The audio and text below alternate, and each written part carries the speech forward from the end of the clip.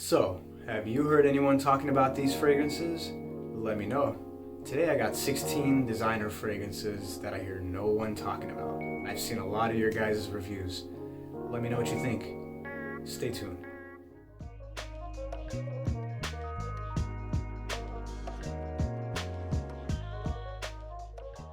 Alright guys, Ash here. These are pretty much the least mentioned fragrances on YouTube from what I have in my collection. I put them in chronological order, starting with oldest release to the newest release. And disclaimer, the newest release is 2014. I'm gonna start off with this first fragrance right here. Only reason I put it first is because I don't know the year that it was released. I actually looked it up on Fragrantica and no information on it. It's an Abercrombie and Fitch fragrance. This is Cologne 15. This is actually a very nice scent. It's very simplistic, so this would be perfect for a teenager, someone in that age group. I'm all about, wear whatever the heck you want. The only problem is, I don't even know if you can find this anymore.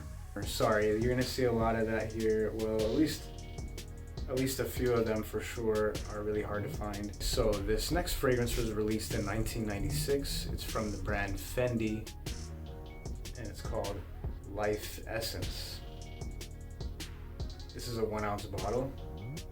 I don't even know if you can find this anymore. It's really nice. This is a very naturalistic, outdoorsy type of fragrance. Literally smells kind of like the beach, but without necessarily the tropical vibe, the floral or fruity vibe that you would get from a lot of tropical fragrances. This is just more woody. It might be some other stuff going on. I can't really pick apart all those notes. Again, I don't really spray that one. So the next fragrance that I'm mentioning today is this guy right here. Yes, Avatar. This was released in '97. This used to be a really, really cheap fragrance. For me, this fragrance is very nostalgic. It just takes me back to when I was about 11, 12 years old. This next fragrance, I don't think I've heard anybody mention it. It is this guy right here, Dunhill Eccentric. And, well, that looks kind of bad. I think it's crystallizing in there. That's, I guess, what happens to some fragrances when you have them for a long time. It doesn't really mean that it's bad. I take really good care of my fragrances. I keep them cool and everything. But this was released in 2001. Yes, it has that kind of cap like that. See, I haven't sprayed it in so long, I didn't want to spray it for those couple of sprays. But yeah, it still smells good. This is a nice, vibrant, fresh, citrusy scent with a little bit of a tea vibe. You can find the bigger bottle nowadays, but this is a 1 ounce bottle I've had for a really long time. So this next one was released in 2002. This is one of my favorite fresh fragrances for the summer as far as designer fragrances go. So this was mentioned in my first video, the top 20 designer fragrances for the summer of this year. Don't watch that one, it's really bad quality, but if you did watch it, this was number 2 on there. And we're talking Armani Mania 2002. This, I think this is really, really worth trying. Again, nobody mentions it. It's very much under the radar. It's very nice. It's very simplistic, a bit masculine. It's clean, a little spicy. It has a pink pepper spice in here. Very wearable, great for formal occasions as well as casually. Really hard to go wrong with that one. Probably even wear it on a daytime date. Though there are many other options for that, but in the warm weather, daytime date, this could be a really nice option. Jumping into 2003, this is a fragrance from Hermès. The fragrance is Un Jardin en Méditerranée. This fragrance does not get a whole lot of talk about. I know the collectors know about this and the other versions of it. Those ones are talked about. I'd say maybe a bit more than this one. Personally, I think this is one of the best ones. I believe it's a little older than the other ones. This is a very interesting scent. It is potent. It's kind of hard to describe, but it's very distinctive. It is fresh. I want to say a little spicy and floral, but It's also rather sour. That's something that to me stands out the most about this fragrance. It's a little hard to describe this one, but it's under the radar, and I feel like if you wear this one in the right situations, you definitely will get noticed wearing this because it's very distinctive. It really stands out, and it's just a great fragrance. So I'd say a lot of people would perceive this on average to be more of an occasional use type fragrance. Very much signature scent worthy and great for casual wear as well. Now the next two fragrances I'm going to show you were both released in 2005. They're going to be these two, Ermenegildo Zegna and Tommy Hilfiger True Star. As far as this one here, there's actually a couple other ones on this list from the same brand. This one is rather masculine without being very mature in that sense, so it's youthful and rather masculine. Just a really great fragrance. Again, fresh, slightly peppery, but a smooth peppery spice, a bit aquatic. It's not sweet at all. That's what I love about this fragrance. Now this one on the other hand is a sweeter fragrance, this True Star, and it actually just came in the mail today.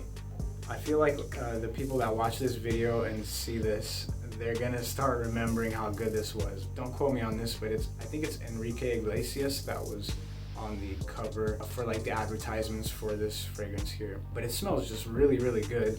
It has that mall fragrance type DNA, and it's definitely noticeably sweet and fruity.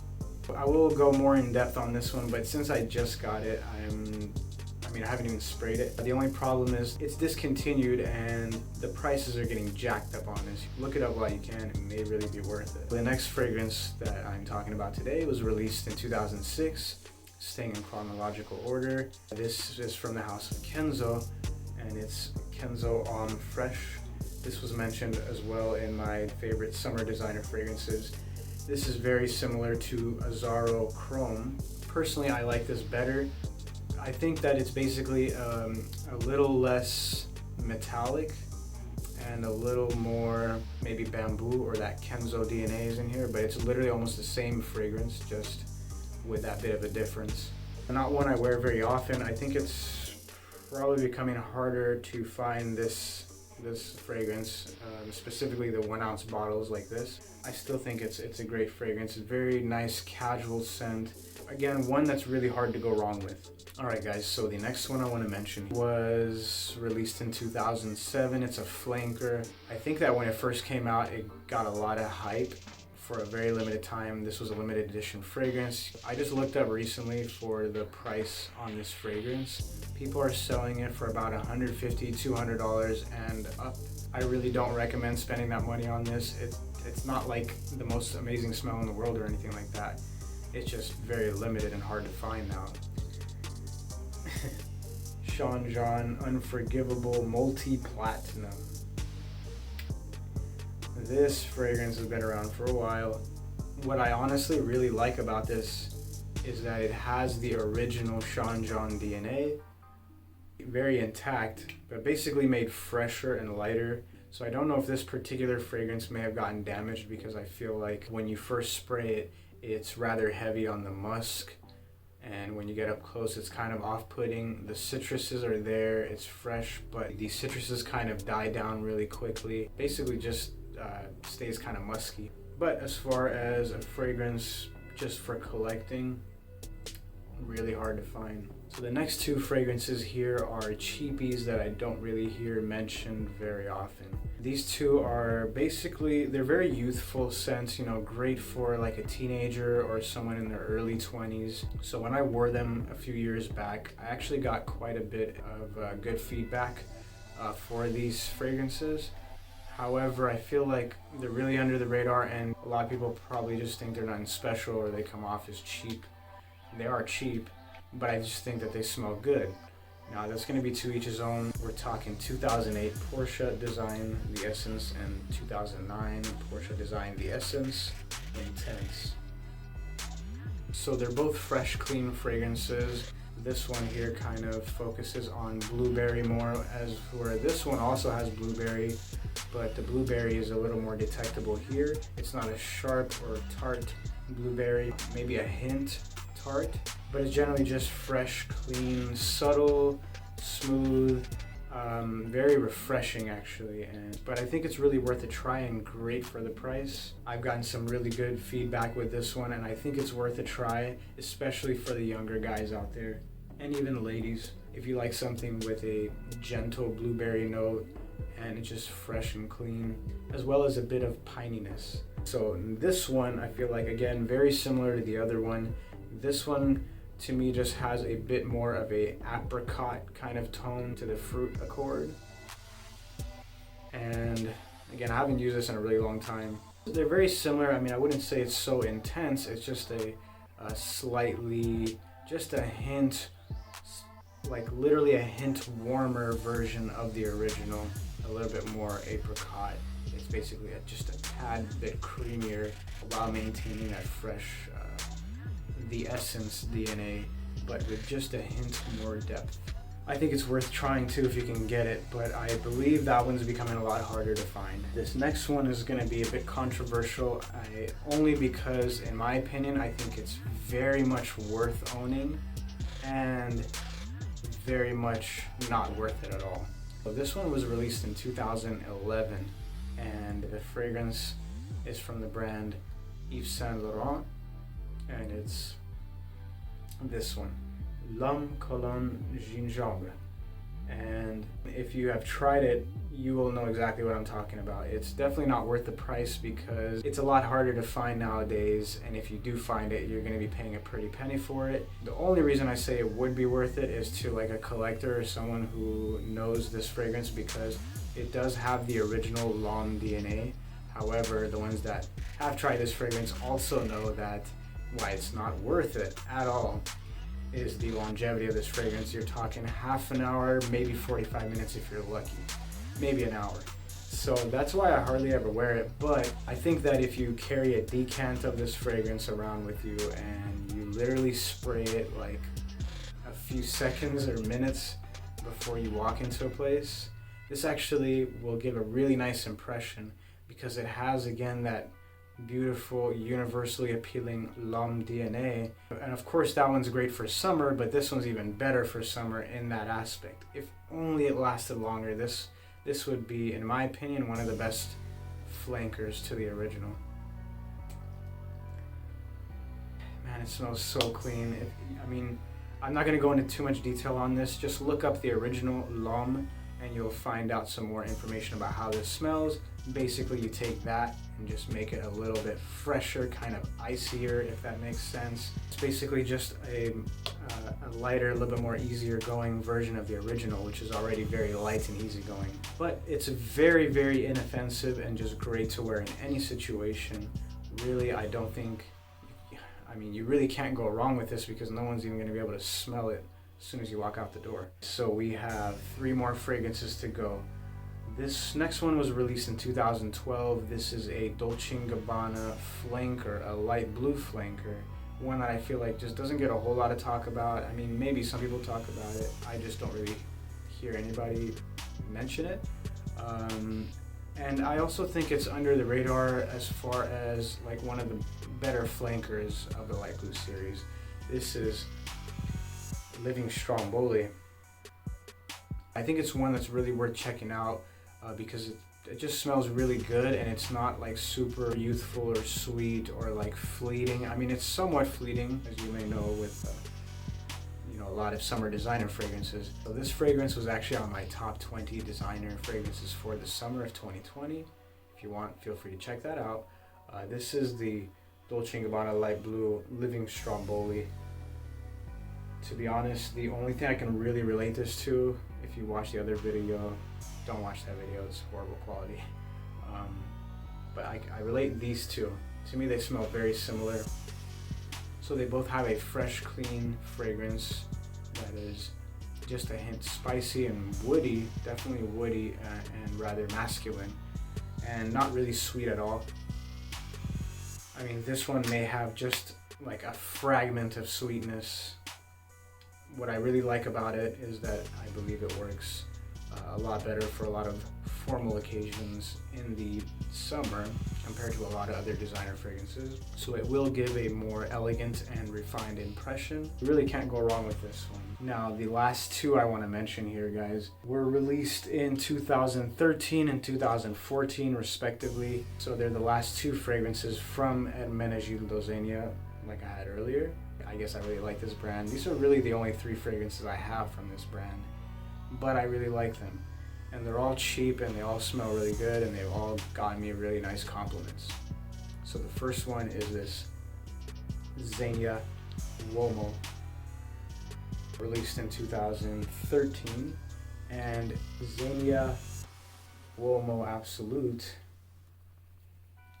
released in 2014.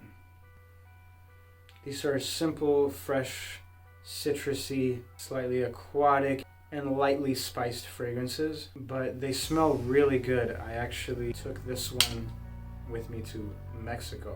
I wore this in Acapulco.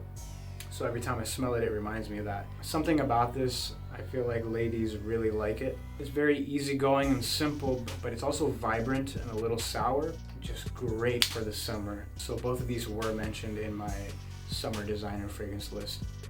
And this one is basically the same exact thing as the other one. I mean, hardly any differences. I almost want to say that there's just a tinge or a very, very slight touch of a leather added to the backbone of this fragrance. The other one is maybe a little more citrusy, while this one's a little more fruity. And I just feel like it has a hint more depth where you can, pull this off a lot easier towards the nighttime. Still amazing for warm weather. I've gotten some really nice compliments on this one. Guys, thank me later, okay? Again, cheap. So you can still get the original Uomo pretty easily at a really good price. The newer one, the Uomo Absolute, I don't really know its availability. I would say if you can find it, go for it. When I got it, it was like 20 bucks for this 50 ml bottle. And just works really good, gets really nice compliments, and honestly, I really don't know why I don't hear people mentioning these ones. It's not a secret anymore. We're all YouTube reviewers. We almost know all of each other's fragrances. So I'm just gonna put them out there. So I'm really curious, have you tried any of these? Have you heard other reviewers talk about these? Maybe I missed that part. So I have watched quite a lot of YouTube reviewers and their reviews and their top 10s, 20s, etc. All those lists, because I always like to stay in the loop. Is there anything in particular here that you really like, or that you've tried before, or that you have? Let me know also if you want me to do a review on any of these fragrances. I will definitely consider doing that. You guys have been awesome. Thank you so much for sticking around and making it to the end of the video. I hope you got some useful information from this. So if you like the video, feel free to give me one of these. And if you think anyone can benefit from it, feel free to share it. And don't forget to subscribe to the channel if you like fragrances. Many blessings, and it's been a pleasure. I will see you guys really soon. Take it easy.